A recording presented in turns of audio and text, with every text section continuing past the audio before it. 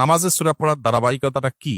অনেকে বলে যে প্রথম রাকাতে নাকি সূরা ফাতিহা পড়ার পর যেই সূরা পড়বো দ্বিতীয় রাকাতে নাকি তার থেকে ছোট সূরা পড়তে হবে, তৃতীয় রাকাতে এবং চতুর্থ রাকাতে আবার এর থেকেও ছোট। আবার অনেকে বলে যে প্রথম রাকাতে যে সূরা পড়বো দ্বিতীয় রাকাতে নাকি তার পরের সূরা পড়তে হবে। মানে প্রথম রাকাতে ৮০ নম্বর সূরা পড়লে নাকি পরের রাকাতগুলোতে তার ধারাবাহিকতা অর্থাৎ ৮১, ৮২ বা তার পরের সূরাগুলো পড়তে হবে, আগের গুলো পড়া যাবে না। তাহলে কোন নিয়মটা সঠিক, কিভাবে পড়তে হবে? আপনি যেটুকু বলেছেন এই সবগুলোই সঠিক এবং সবগুলোই মেনটেন করতে হবে। সূরা নামাজের মধ্যে সূরা ফাতিহার পর অন্য সূরা মিলানোর ক্ষেত্রে মূলনীতি বা প্রিন্সিপাল হলো যে প্রথম রাকাতের তুলনায় দ্বিতীয় রাকাতটা একটু ছোট করা সুন্নত। প্রথম রাকাতে যতটুকু কেরাত পড়বেন দ্বিতীয় রাকাতে কেরাতটা আর একটু ছোট হবে, স্মল হবে, এটা সুন্নত।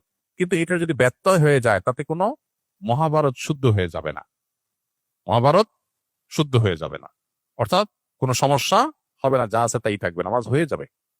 বিধায় আপনার সুন্নার খেলাফ হবে, জাস্ট এইটুকু। এটাকে নিয়ে অনেক বড় করে দেখার কিছু নাই, তবে চেষ্টা করা ভালো যে প্রথম রাকাতে যায় দ্বিতীয় রাকাতের জন্য কেরাত যেন একটু ছোট হয়, এটা নবী সাল্লাল্লাহু আলাইহি ওয়াসাল্লামের সুন্নাহ। সুন্নাহ না মানলে এটা লবণ কম হবে, তরকারি হয়ে যাবে, নামাজ হয়ে যাবে, কিন্তু এটা অনুত্তম হবে। আর ধারাবাহিকতা রক্ষা করাও সুন্নাহ, যেটা আপনি বলেছেন যে ৮০ নম্বর সূরা পড়ছেন প্রথম রাকাতে, তার এরপরে ৮১ নম্বর পড়বেন, এভাবে ধারাবাহিকতা আর পরের গুলো পড়বেন।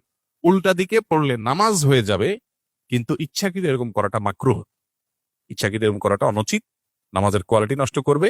কিন্তু সুন্নাত হলো ধারাবাহিকতা মেনটেন করা। ধারাবাহিকতা মেনটেন না করলে অনেক সময় বিশেষ করে সাধারণ আয়াতের ক্ষেত্রে অর্থ বিকৃতির সম্ভাবনা হতে পারে, যে প্রথমে একটা জিনিস পড়েছেন এরপর আরেকটা জিনিস পড়লেন, অর্থ বিকৃতির সম্ভাবনা যদি নাও থাকে, জিনিসটা সুন্নাহর পরিপন্থী করে তেলাওয়াতের আদবের খেলাফ, উল্টা দিকে তেলাওয়াত করে। এই জন্য ধারাবাহিকতা বজায় রেখে করাটা সুন্নাত। এক্ষেত্রেও যদি কখনো আপনার ব্যতিক্রম হয়ে যায় তাতে যে গুনাহ হয়ে যাবে তা কিন্তু না, নামাজ হয়ে যাবে।